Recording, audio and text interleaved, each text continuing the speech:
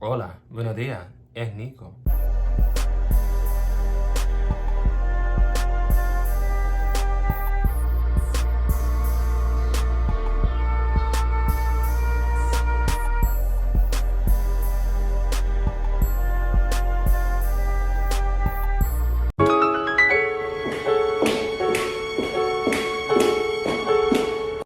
Today, we're going to be talking about something that's very prevalent in gay dating or, dating in general.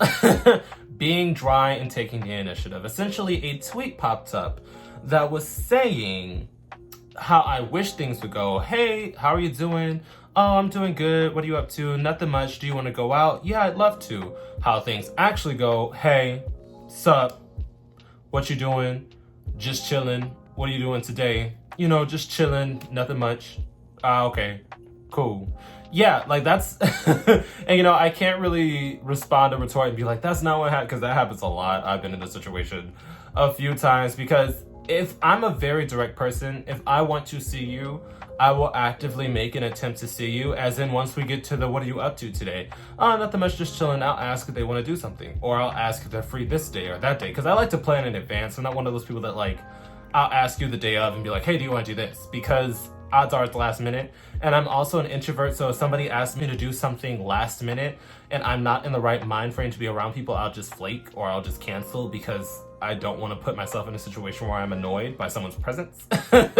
But yeah, I've noticed that is a consistent thing. But one of my mutuals, he retweeted and said, I don't understand the issue. Why don't you take the initiative and ask to take them out? I don't understand why so many people want to be asked to be taken out, but don't actually want to put in the work to ask someone to go out to do something.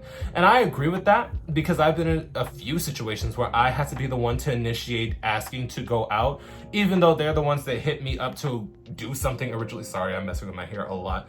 Even when they're the ones that hit me up originally to start conversation, I'm the one that has to plan things because a lot of people are either afraid of rejection or they don't want to put in the energy to actually commit to something. And you know what? I'm not really afraid of rejection at this point in my life because I'm used to just shooting my shot. If it misses, it misses. There's not much, what's the worst that could happen in that situation? So if I shoot my shot and they curve it, I'm like, okay, I'll just move away. But I'm one of those people that's like, I don't want to put in the energy to do stuff just because my moods are up and down. Like, I can make plans for Friday and I will not be in the mood on Friday, even though we set this up on like a Monday, just because it's been a long ass week. And in those situations, I usually vocalize that I'm not in the mood. If I'm forced to go, I'll go. I usually end up having a good time, but it's more of a mind frame of I really am tired and do not have the energy to do this, and I'm just forcing myself to do it so that I don't look like a flake. But sometimes I'm a flake. So I definitely want your opinions on this because I've been in this situation a few times, and from what I've seen on this tweet and the retweets, a lot of people go through this whole, you initiate conversation, it's dry, and then it just stops, rather than you actually initiating conversation and us turning this into a meetup or just continuing a vibrant conversation. A lot of communication within this digital age of dating is very dry.